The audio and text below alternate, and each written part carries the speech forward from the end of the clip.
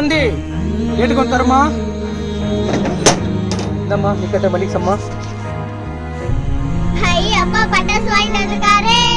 பாத்து மா பாத்து ஓட்டிக்கணும்னா. சரிங்கப்பா.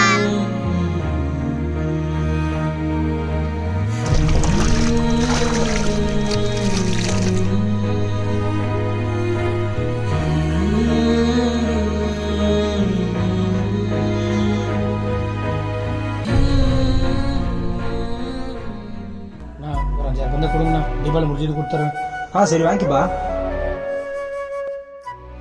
அச்சா காசு இருந்தால் ஒரு 3,000 இருந்தால் கொடுறா, தீபாவளி பேசி கொடுத்துட்றேன். தேங்க்ஸ்ரா. ஏங்க லிஸ்ட்ல சக்கரை வெட்டி போயிருக்குது பார்க்கலையா? சரிம்மா நான் வேணாந்துறேன், நீ போ.